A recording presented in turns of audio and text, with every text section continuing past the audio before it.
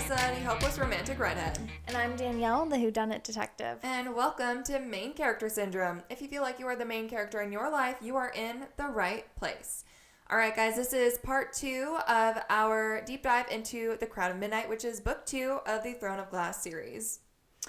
Yeah, we are getting now into like the middle part of the book, and we're still getting so much like world building and different subplot lines that are starting to unfold. We're getting a lot of information in this book. So in the first part, we were talking about Celaena and how she is now the king's champion. She has these targets that the king wants her to kill. She's actually not killing them. And that is who she kind of is at her core. She's like, you know, I choose who I want to kill. I am not going to kill these people for my conscience. Yeah. So we're getting into chapter 20. We did chapters 1 through 19. So we're going to do chapter 20 through 38. So once again, spoiler alert, if you have not read Crown of Midnight or Throne of Glass, go back, read those books, listen to this podcast afterwards, or go listen to our deep dives of those books and come back. It's been pretty fun. Yeah. We go pretty in-depth into it. All right, we're going to go chapter 20. Celaena goes back to the tomb and asks Mort if the amulet has power. He then says it does. She tries it in the eye-shaped hole that she found in the wall, but nothing happens. She even tries to go like, time's rift. Yeah. And this is where I'm like, oh, Celaena. And if you remember in the previous chapters, she tries the eye in the wall because the poem that says it is only with the eye that one can see rightly. She's like, it has to be the eye of Elena. Duh. Nah. And it's not. Later, she then has this dream of the stag and Terrasen, and it's almost like the stag is beckoning her home, but there's too big of a cavern in front of her, keeping them apart. Then we go to Chaol's point of view. Chaol goes to find Celaena after she doesn't show up for training, and she's kind of disappeared. Nehemia is there, and Nehemia says he won't find her because it's the 10th anniversary of her parents' death.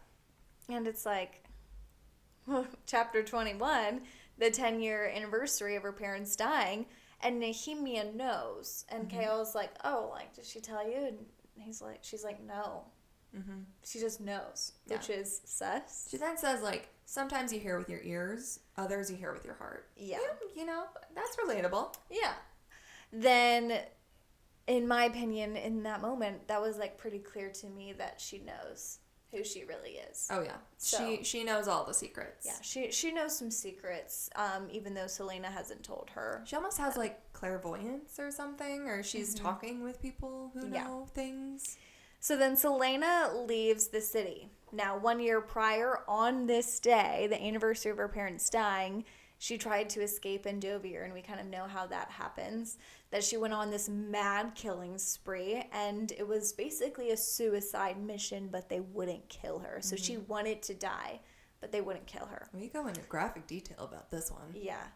Then Chaol ends up meeting her in her room late into the night, and he brings her chocolate cake because that's her favorite.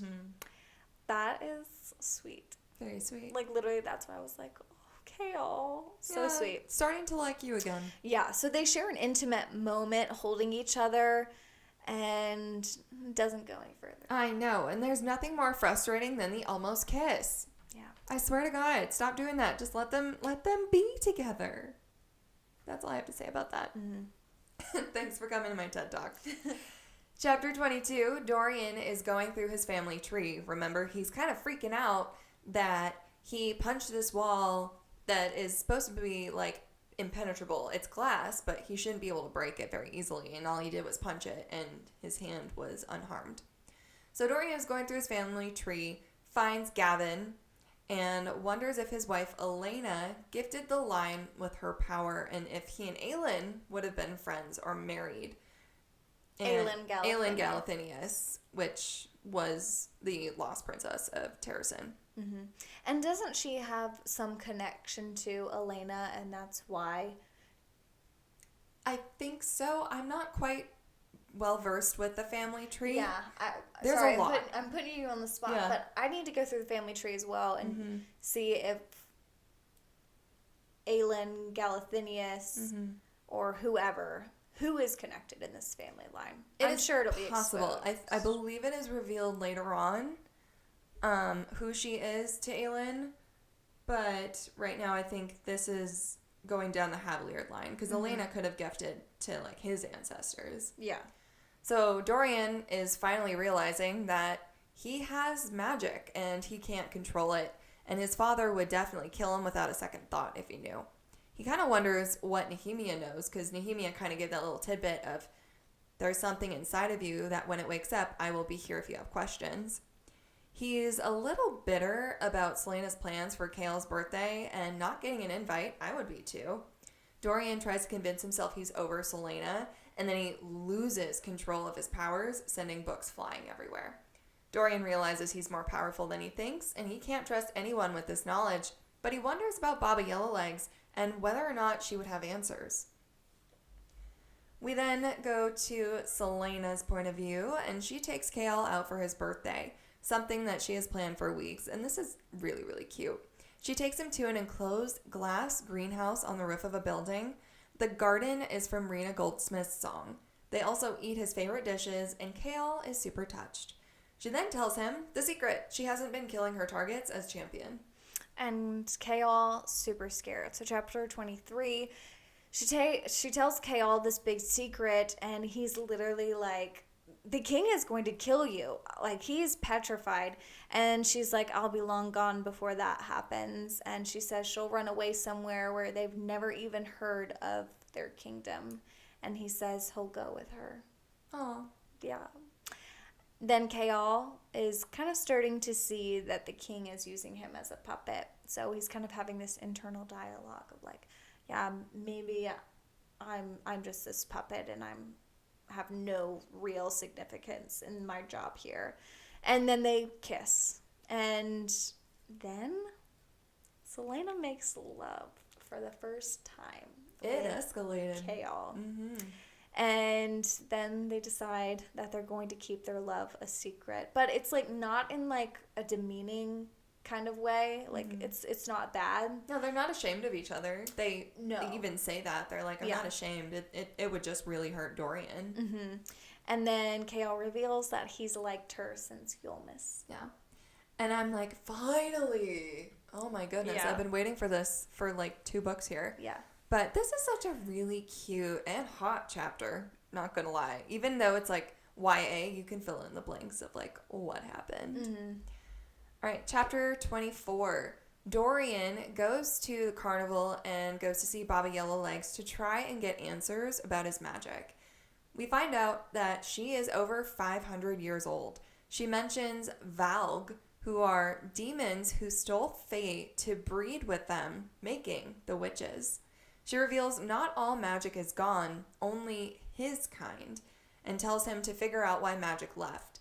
Roland, then we find out, actually followed him to the carnival.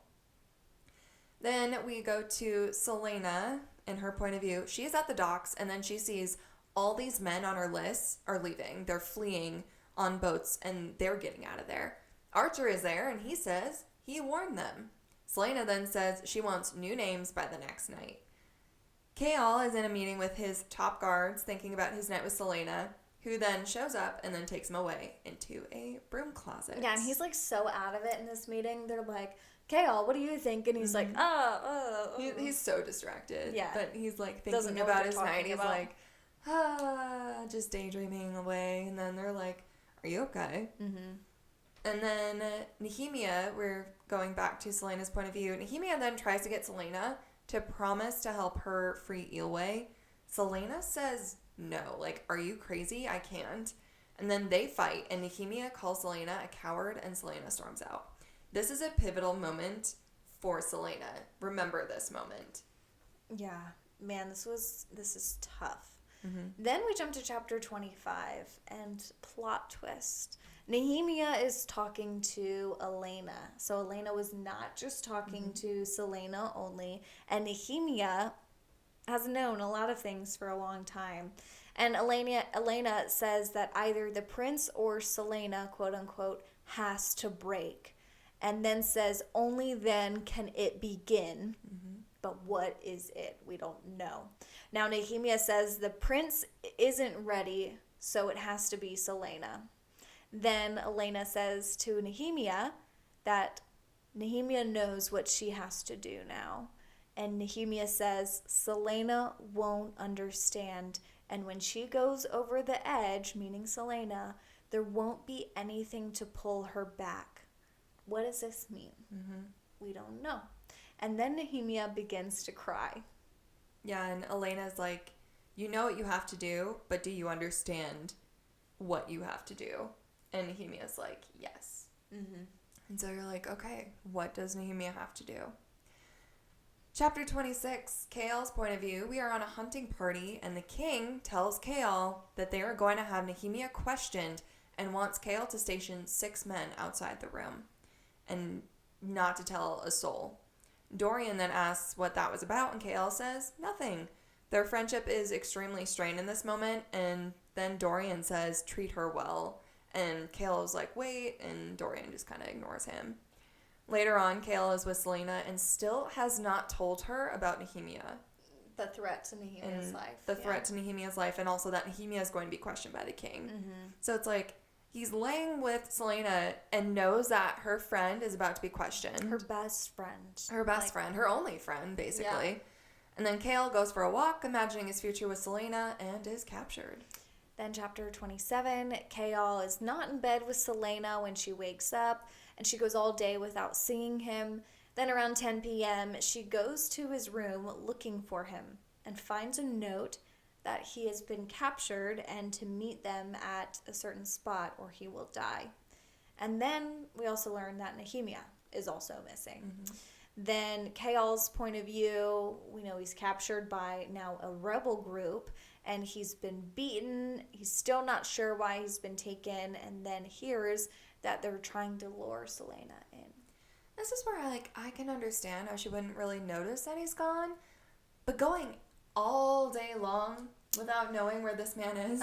Reading Assassin's Blade already, I don't know how she did this. Yeah. So, if you are someone who read Assassin's Blade first, which honestly, I will say now, after reading Assassin's Blade, I do think it should be read first in the series. But yeah, knowing what I know from Assassin's Blade, I'm like, girl, how did you let all that time pass? Yeah, that's true. With your everything trauma, that went with Sam. As someone who's dealt with some trauma, Mm-hmm. you in real life would have been losing your damn mind. Mm-hmm. Oh, big time. Yeah, especially with what happened to Sam. Yeah, that's what I'm referencing. Yeah, interesting. Yeah, I don't know. It's like, how can you go all day long, especially after waking up without a note or anything next to you saying where you went? I don't know. That's just a little sus to me. Yeah. Then we go to chapter 28. Badass Selena Sardathian goes to rescue her man. Archer is there and then realizes that he is a part of the group that he set her up. She is killing these people. She's throwing daggers everywhere. And then this old guy's like, wait, stop. This is a misunderstanding. Archer shows up and he's like, yeah, I set this up. Archer says he's been working with Nehemiah for 6 months. Nehemiah. Remember, we thought she was a little sus. This is why.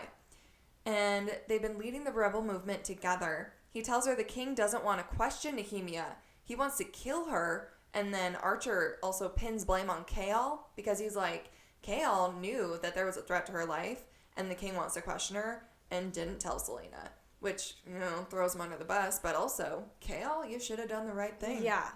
Then chapter 29, Selena is sprinting back to the castle to save Nehemiah, and she keeps saying, not again, not again, not again. And Nehemiah, she gets there to the castle and gets into her room. She notices that there was no forced entry into Nehemiah's bedroom, and Nehemiah and her 2 guards have been slaughtered brutally. Mm-hmm. They are just absolutely mauled. It's not super graphic, but it's it's graphic enough. You can understand the gory, horrific details of this murder.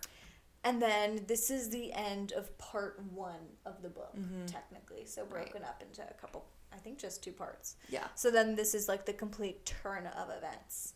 Yeah. This is the snap. Yes. in Celaena. And she definitely snaps. Yeah. We're going into chapter 30 here.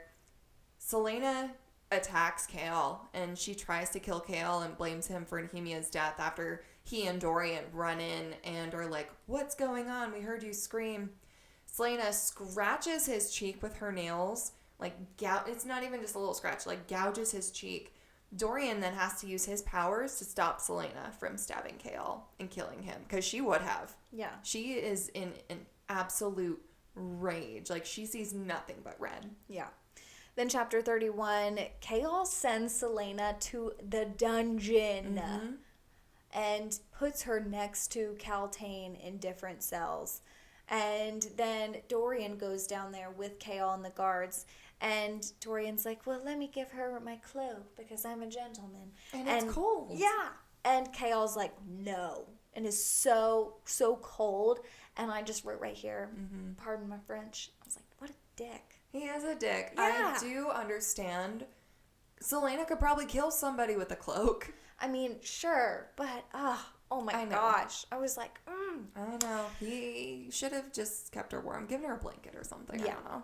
So then they kind of are walking away, Chaol and Dorian, and Chaol says, what have I done to Dorian? Yeah, no shit, Sherlock. And this shows that he has regrets. He has regrets about, obviously, he doesn't want to put Celaena there in the dungeon, but it also shows, he's like, I should have told Nehemia, I should have told Celaena that Nehemia was in danger. And then he mentions to Dorian that he has never seen anyone move like Celaena did, and that he's never seen anyone run that fast to get back to Nehemia, which I think probably might be important to note. And then he goes to say almost like it was magic. Interesting. Yeah. He almost says like magic, but he doesn't. Then Dorian has dinner with his father, and so he says that it couldn't have been the king who did this to Nehemia. Then we're in Celaena's point of view, and Celaena wants to kill Chaol. Big time. She's just raging in this cell. And then she doesn't think that it was the king either, which is interesting.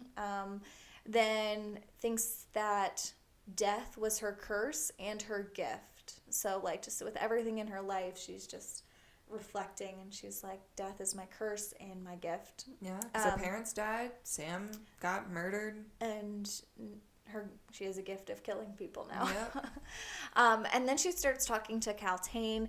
Kaltain says that the Duke is going to Morath, a new location, in 5 days, and that she is to go with him.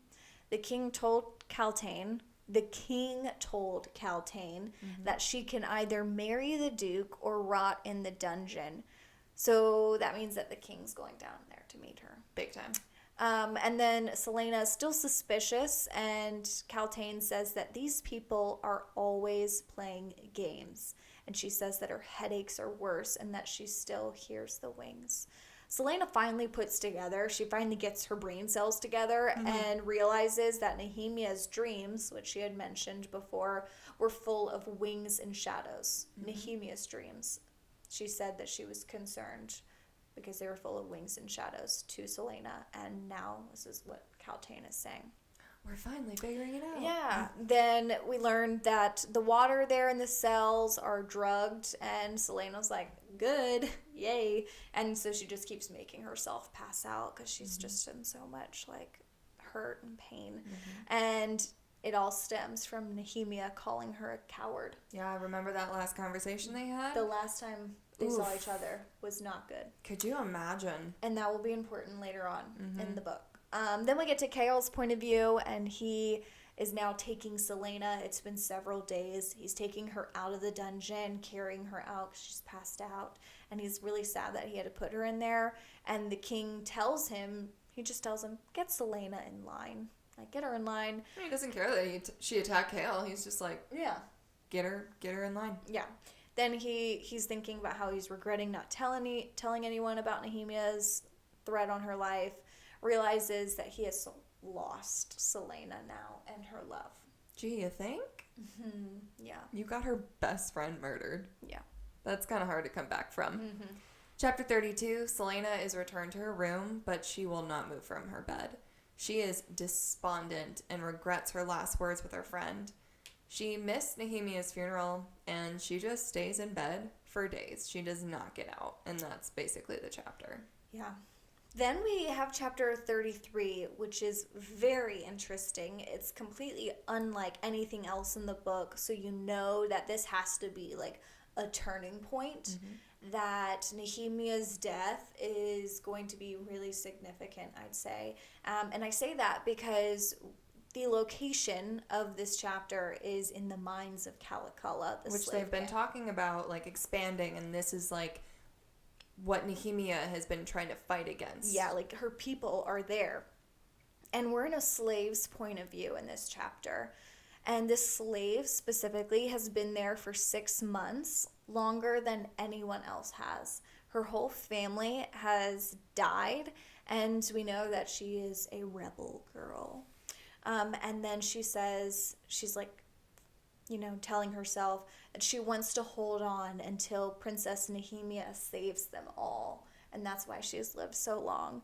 And then she learns that Nehemia dies, and she is done. The slave girl is done, and all of a sudden she flips a switch, loses it, and she kills her overseer, and we just assume that she's died. This is such a sad chapter because you have this slave girl who's been a slave for 6 months. Her whole family's dead, but the only thing that kept her going was that Nehemia was going to free them all, and then she finds out that her hope is literally dead. And then she's just like, F it, I'm going to just kill everybody that I can, take them out while I can, and that's what my life is going to be. And it's so sad to see that hope die in somebody. And I will say now, a spoiler to, like, the last chapter of the book just here. We learn in, like, the last few chapters at least that this has sparked something huge, that there is now an uprising at the slave camps. So not just from her, this was, like, the match that started the wildfire. Yeah. And there's now an uprising at Kalakala. If you guys remember in the Hunger Games, right? Katniss sings the song The Hanging Tree, and it kind of sparks the rebellion to kind of get going and basically rebel against the capital. This is kind of that moment where Nehemia is kind of like a beacon where it's like, all right, she's dead. Everybody just loses their effing minds and kills everybody that they possibly can in the slave camps. Yeah. So they now realize that they don't have anyone to save them, that they need to save themselves. Yeah, or they're going to die there anyways. Exactly. 34 is pretty short and sweet. Dorian is very curious about his powers. He's, wondering where they came from, how he has them, and what's going to come of them. And then we have Celaena. She's going over and over, who killed Nehemia? And then it clicks. She's like, someone had to know the castle, and someone had to be a really good assassin to pull this off, and have a demented, disturbed mind. And she's like, Grave. Remember in the first book, remember how Grave killed his victims? She knows how he kills. She's like, Grave definitely killed Nehemia. And Grave has it out for Celaena because Celaena beat him and embarrassed him in that final challenge. Yep.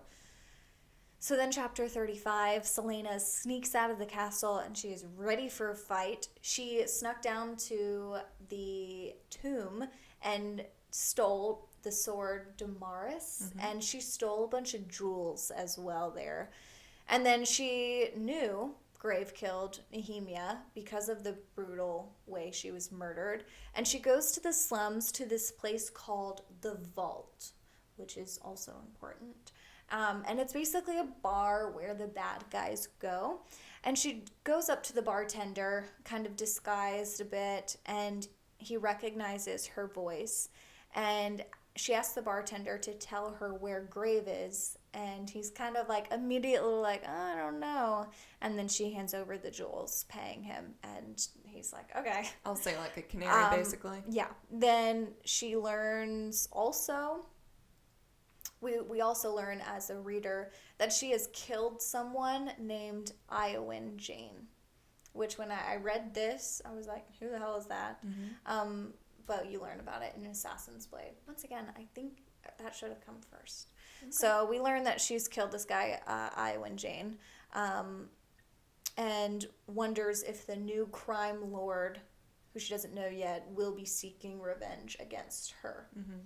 And then she finds Grave, and she starts chasing him.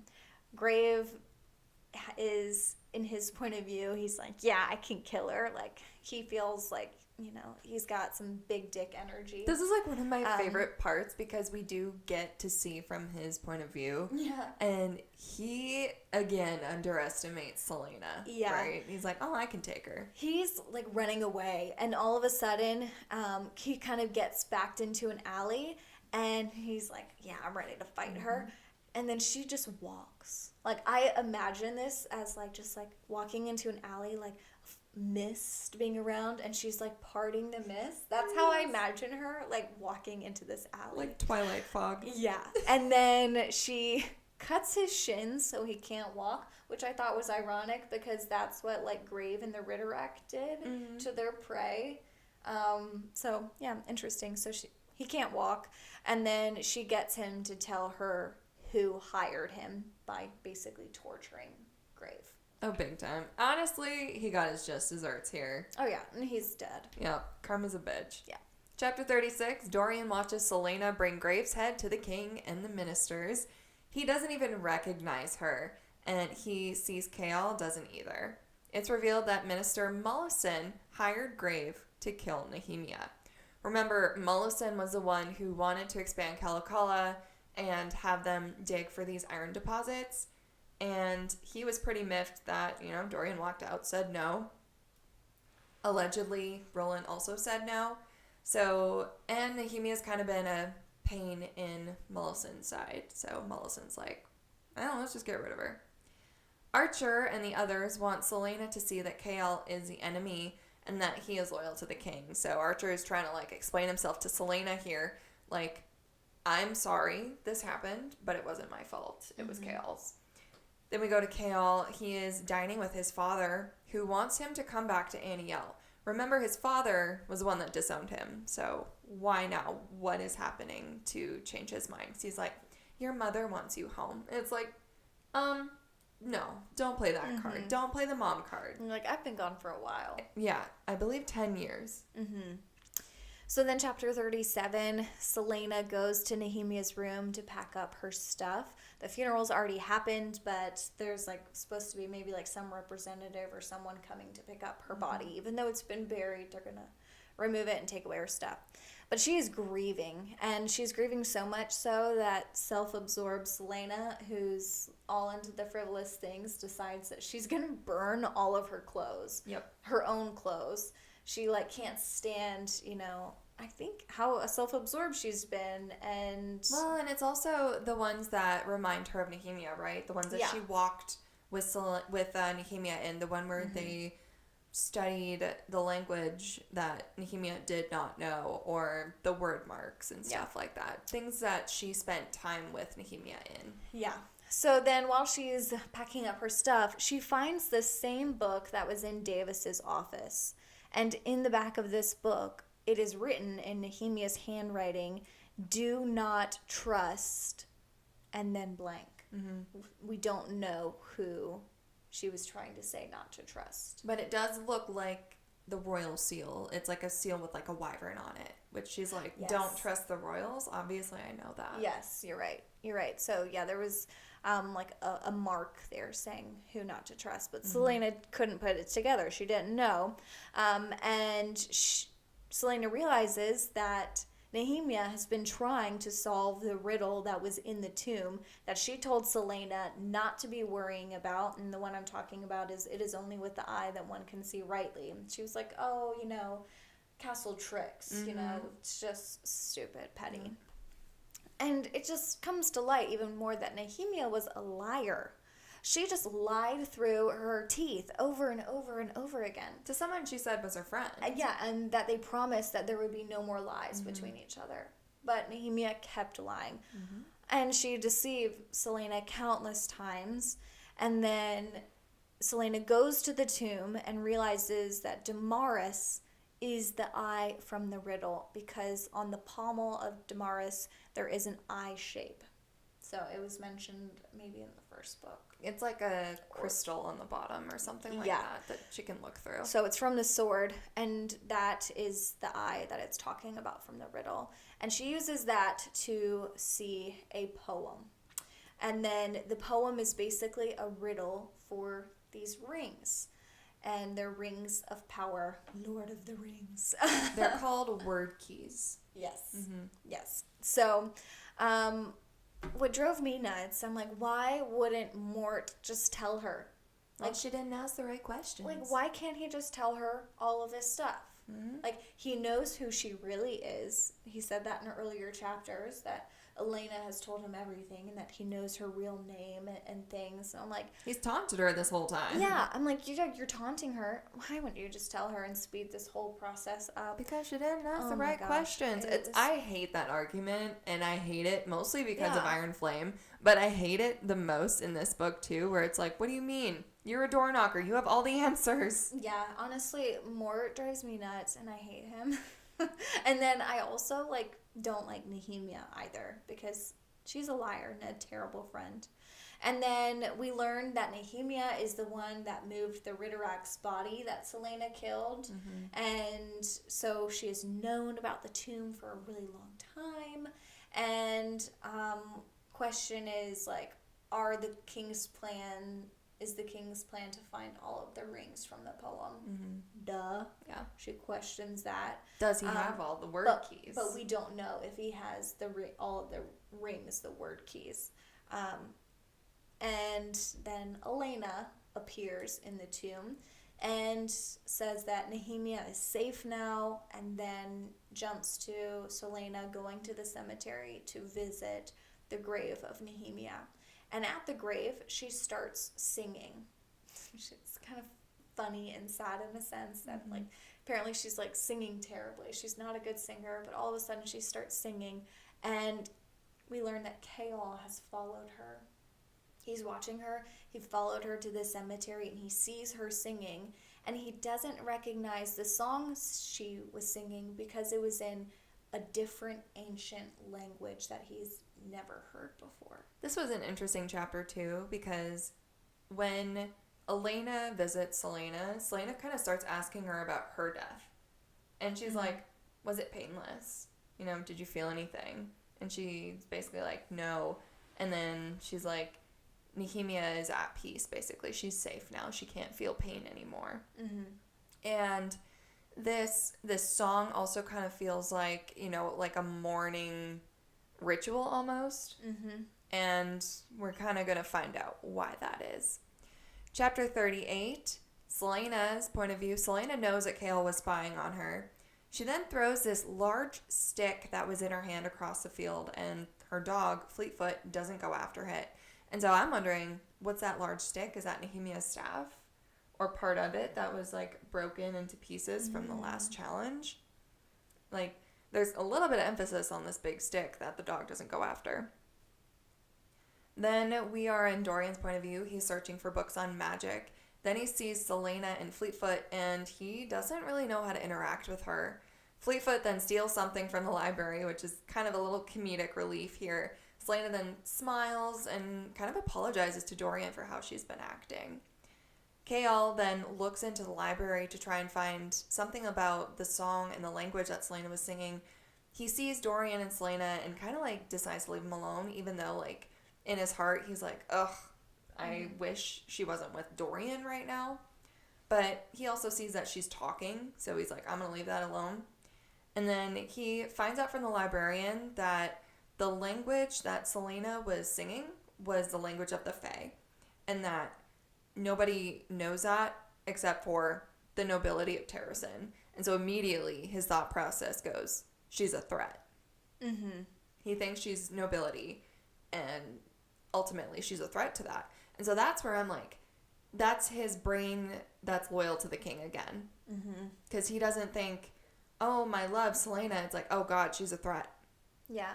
So that is the end of part 2 of our little deep dive of Crown of Midnight, chapters 19 through 38. If you guys have any thoughts, feelings, emotions, please let us know on social media. Main Character Syndrome Pod. For now, to the readers who listen, we'll see you later. Bye, everyone.